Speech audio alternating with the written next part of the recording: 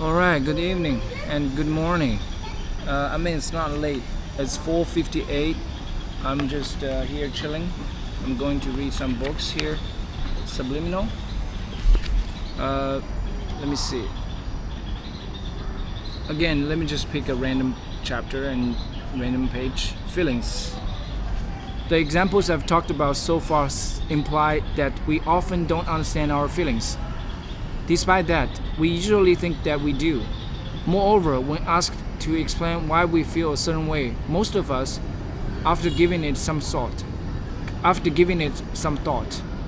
have no trouble supplying reasons. Where do we find those reasons for feelings that may not even be what we think they are? We make them up. In one interesting demonstration of that phenomenon, a researcher held out snapshots of two women's faces, each about the size of a playing card, one in each hand. He asked his subject to choose the more attractive one. He then flipped both photos face down and slid the selected picture over to the participant. He asked the participant to pick up the card and explain the choice he or she had made. Then the researcher went on to another pair of photos, for about a dozen pairs in all.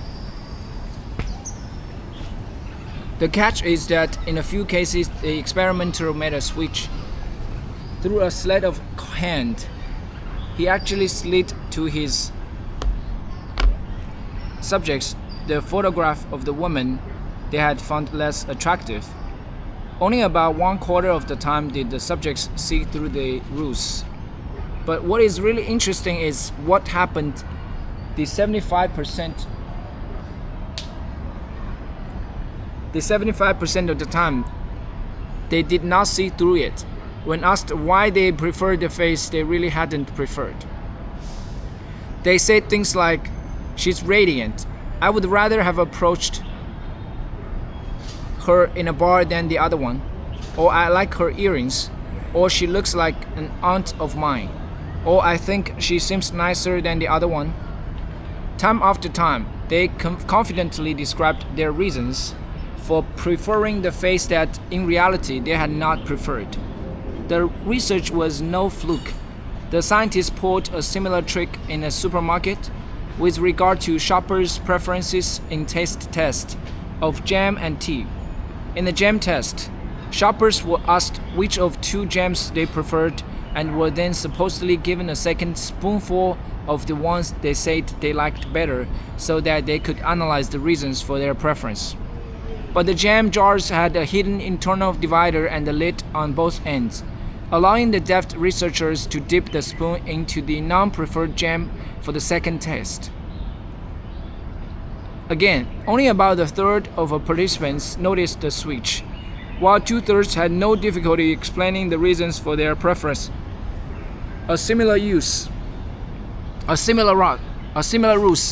with a similar outcome occurred in an experiment involving tea. Sounds like a market researcher's nightmare. Ask people their opinion about a product or packaging to pick up insights about their appeal, and you get wonderful explanations that are sincere, detailed, and emphatic, but happen to bear little relation to the truth. That's also a problem for political posters who routinely ask people why they voted the way they did, or why they will vote the way they plan to.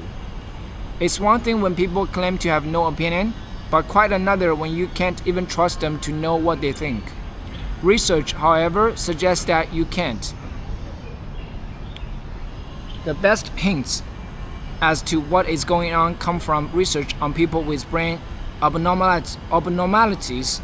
For example, a series of famous studies on split brain patients record that information presented to one side of such a patient's brain is not available to the other hemisphere. When the patient sees something on the left side of his visual field, only the right hemisphere of his brain is aware of it, and vice versa. Similarly, it is the right hemisphere alone that controls the movement of the left hand, and the left hemisphere alone that controls the right hand. One exception to this symmetry is that in most people, the speech centers are located in the left hemisphere, and so if the patient speaks, it is usually the left hemisphere talking. Taking advantage of this lack of communication between brain hemispheres, researchers instructed split-brain patients via their right hemisphere to perform a task and then asked their left hemisphere to explain why they'd loved it, why they'd done it. For example, the researchers instructed a patient via his right hemisphere to wave. Then they asked the patient why they'd waved. The left hemisphere had observed the waving but was unaware of the instruction to wave. Nevertheless, the left hemisphere did not allow the patient to admit ignorance. Instead, the patient said he'd waved because he'd thought he'd seen someone he knew. Similarly, when researchers instructed the patient through the right hemisphere to laugh and then asked him why he was laughing, the patient said he'd laughed because the researchers were funny. Again and again, the left hemisphere responded as if it knew the answer. In these and similar studies, the left brain generated many false reports, but the right brain did not, leading the researchers to speculate that the left hemisphere of the brain has a role that goes beyond simply registering and identifying our emotional feelings to trying to understand them. It's as though the left hemisphere has mounted a search for a sense of order and reason in the world in general. Alright, cool. I'm done with reading. See you later. 停止录像。